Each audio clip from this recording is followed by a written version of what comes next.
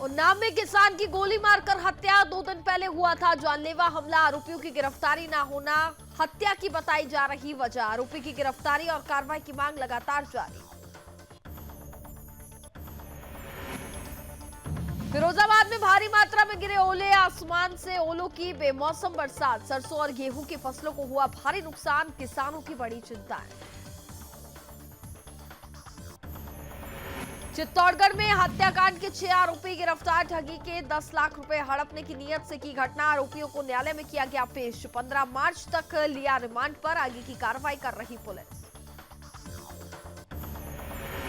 बिहार सरकार के जल संसाधन मंत्री पहुंचे दरभंगा। कमला नदी पर बनने वाले घाट का किया शिलान्यास। इलाके में बाढ़ से बचाव को लेकर के कार्य जारी। मंत्री ने 9 योजनाओं का किया शिलान्यास। और टीकमगढ़ में अवैध शराब पर पुलिस ने की बड़ी कार्रवाई। अवैध कच्ची शराब को किया गया नष्ट। 500 लीटर लहन का किया गया नष्ट।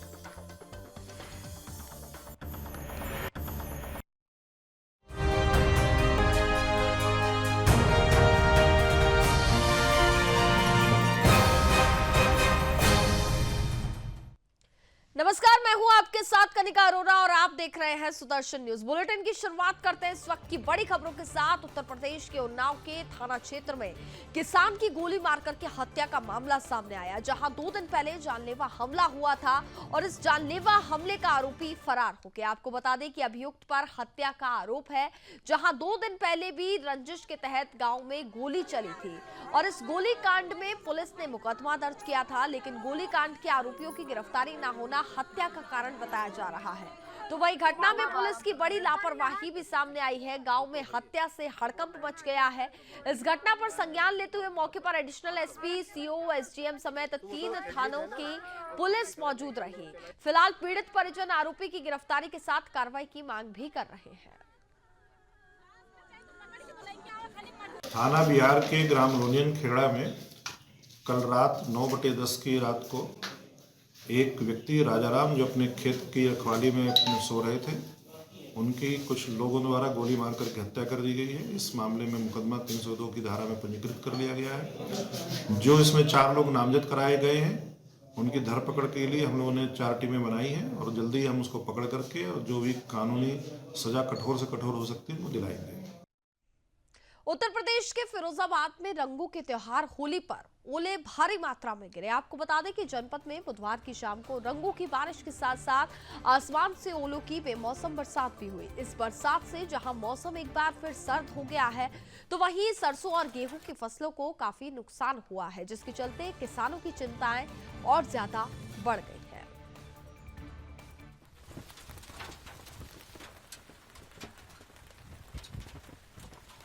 राजस्थान के कोटा में एडवोकेट प्रोटेक्शन बिल 15 मार्च को सरकार विधानसभा में पेश करेगी। आपको बता दें कि एडवोकेट प्रोटेक्शन बिल को लागू करने की मांग को लेकर के प्रदेश भर के वकील प्रदर्शन कर रहे हैं। इस बीच कोटा में गुरुवार को मंत्रिमंडल उप समिति और साथी एवं एसोसिएशन की संघर्ष समिति की बैठक हुई। बैठक में वीसी के जरिए मंत्री शांति धारीवाल, कैबिनेट मंत्री महेश जोशी, प्रताप सिंह खाचरियावास और प्रदेश भर के बार एसोसिएशन के पदाधिकारी भी इसमें शामिल हुए। विधि मंत्री शांति धारीवाल ने मंत्रिमंडल उप समिति और साथी एसोसिएशन की संघर्ष समिति की बैठक में बड़ी घोषणा की है। उन्होंने कहा कि सरकार 15 मार्च को एडवोकेट प्रोटेक्शन बिल पेश करेगी और 21 मार्च को विधानसभा में बिल पास कराने का प्रयास किया जाएगा। इसके बाद प्रदेश भर में बार एसोसिएशन जल्द हड़ताल खत्म करने की घोषणा भी कर सकते हैं।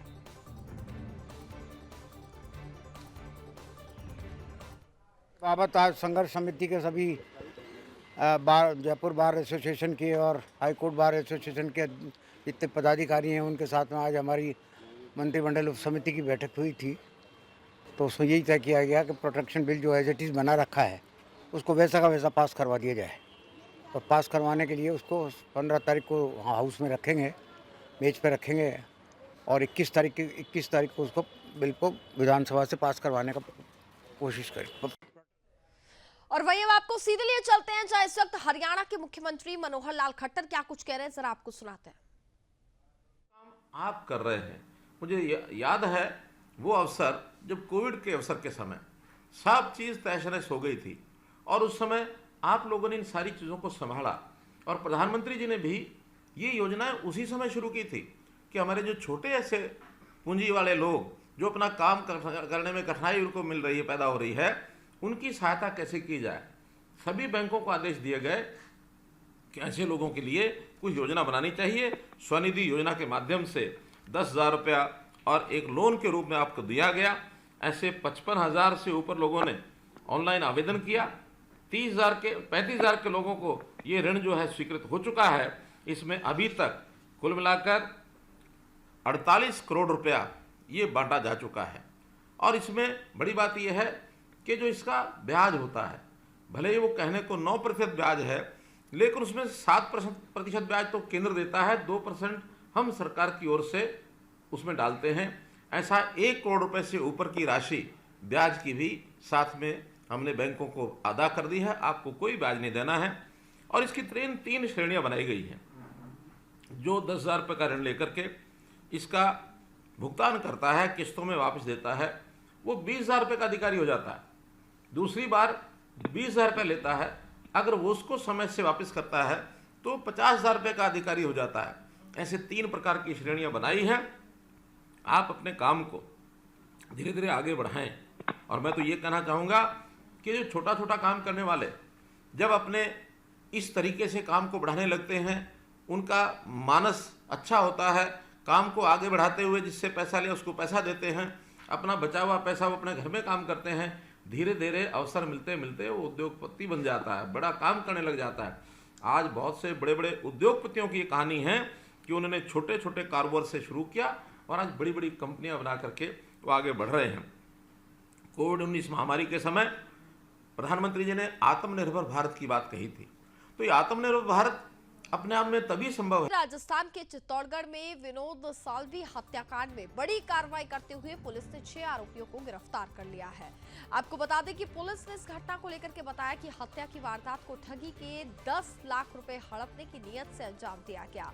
इसी कड़ी में पुलिस ने कार्रवाई करते हुए 6 आरोपियों को गिरफ्तार किया है। और इस मामले पर जिला पुलिस अधीक्षक राजन दुष्यंत ने गुरुवार को बताया कि 25 फरवरी को सोनियाना पुलिया के पास एक अज्ञात व्यक्ति की लाश मिली थी, जिसकी अगले दिन शिनाख्त दिल्ली गेट चित्तौड़गढ़ निवासी 30 वर्षीय विनोद साल्वी के रूप में हुई है।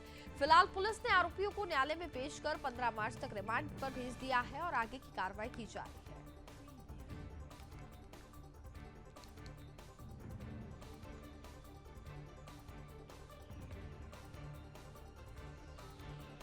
बिहार सरकार के जल संसाधन मंत्री संजय कुमार झा दरभंगा पहुंचे, जहां सबसे पहले जिला के सदर प्रखंड के गोसाघाट पहुंच करके लगभग 2.5 करोड़ की राशि से बनने वाले कमला नदी पर घाट का शिलान्यास किया। उसके बाद शहर के निचले इलाके में बाढ़ से बचाव को लेकर के अलग अलग 9 योजनाओं का शिलान्यास किया। और इस मौके पर बिहार सरकार के मंत्री मदन सहनी भी मौजूद रहे, जहाँ दोनों मंत्रियों ने बाढ़ से बचाव को लेकर के क्या कुछ कहा, आपको सुनाते हैं।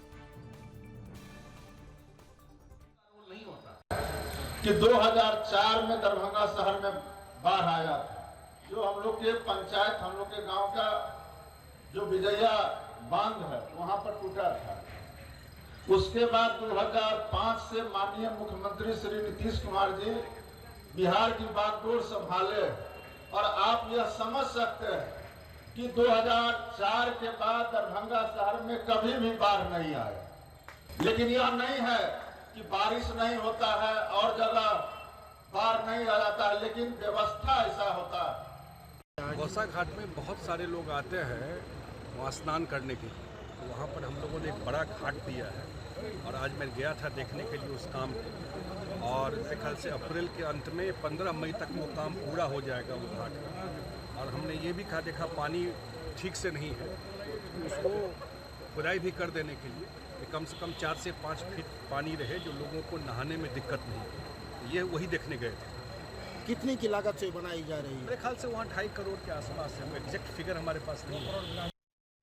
बिहार के समस्तीपुर में जिला मुख्यालय स्थित बाजारों में दर्जनों व्यापारियों के टैक्स चोरी को लेकर के मामला सामने आया है। आपको बता दें कि कच्चा रसीद देख करके बड़ा मार्जिन से व्यापारी व्यापार करते हैं, जिसके चलते इस पूरे खेल में काला धन को बढ़ावा मिलना बताया जा रहा है। जिला अंतर्गत शहर मुख्यालय के बाजार स्टेशन रोड स्थित दर्जनों कारोबारी अपनी बहुउद्देशीय कारोबार की आड़ में काम कर रहे हैं। तो वहीं देखना होगा कि स्थानीय प्रशासन और टैक्स विभाग आगे आकर के इस मामले पर क्या कार्रवाई करता है।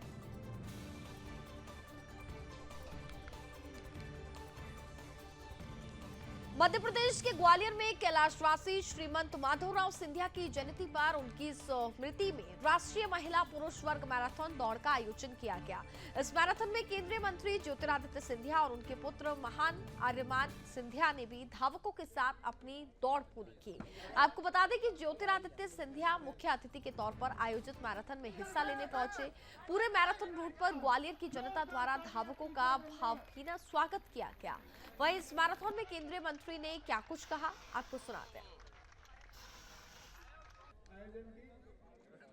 ग्वालियर की आन बान और शान है कि हम लोग एक साथ मिलकर हर प्रतियोगिता में, हर कार्यक्रम में हम लोग जूझते हैं और मेरी यही आशा अभिलाषा है कि अगले बार आप लोग भी हमारे साथ ऐसे ही दौड़ेंगे। आप में से एक दो तो मेरे साथ चल ही रहे थे, पर बहुत मज़ा आया और प्रदुम सिंह जी और उनकी पूरी टीम को मेरी तरफ से बहुत बहुत बधाई। मुझे तो खुद मौका मिला सबके साथ, मुझे भागना बहुत पसंद है और हुआ ग्वालियर में, और मैं चाहता हूँ हर साल मैं सबके साथ दौड़ूं। मतलब यहाँ पे मुझे आके बहुत अच्छा लगा। मुझे 2 साल हो गए रनिंग करते हुए। मैं रोहतक में रमेश सर के पास कोचिंग करती हूँ। नहीं, मैं तो मतलब आगे गेम के, मैं एथलीट हूँ, मैं गेम की तैयारी कर रही हूँ। हाँ, मेरा नेशनल मेडल है, मैं जूनियर नेशनल में ब्रॉन्ज मेडल था मेरा। मध्य प्रदेश के टीकमगढ़ में जतारा बाईपास पर जबरदस्त एक्सीडेंट देखने को मिला। वहीं एक्सीडेंट में पेड़ से बोलेरो टकरा गई, जिसमें 5 लोगों की मौत हो गई और कई लोग घायल हो गए। वहीं घायलों को जिला चिकित्सालय रेफर किया गया, जहां उनका इलाज फिलहाल चल रहा है। आपको बता दें कि देर रात में एक बोलेरो गाड़ी जतारा बाईपास पर महुआ के पेड़ से संतुलन बिगड़ने से टकरा गई, जिसमें से 5 लोगों की घटनास्थल पर मौत हो गई। और इस घटना की जैसे ही खबर 108 के पीएमटी को लगी और वैसे ही जतारा पुलिस मौके पर पहुंची और सभी घायलों को जिला चिकित्सालय रेफर किया गया। फिलहाल पुलिस मामले में जांच पड़ताल कर रही है।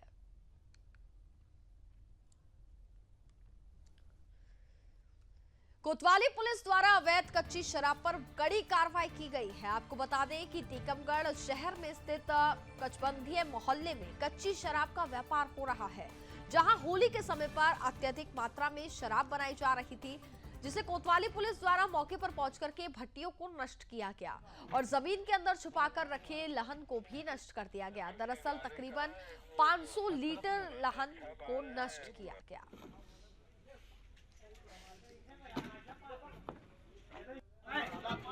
आज कार्रवाई ये की गई है, श्रीमान पुलिस अधीक्षक महोदय द्वारा आदेश किया गया है कि होली के त्यौहार के दौरान भारी मात्रा में अवैध शराब का विक्रय किया जाता है और कुचबंदिया ना मोहल्ला जो है पुराना बस स्टैंड के पास है, यहाँ पर अवैध शराब का अक्सर निर्माण होता है। जो अवैध शराब की बिक्री रोकने के लिए ये कार्रवाई की गई है। लगभग 8 से 10 जगह पर लगभग 150 से 200 लहन के डब्बे जमीन में गड़े हुए मिले हैं। जमीन से उनको निकालकर नष्ट किया गया।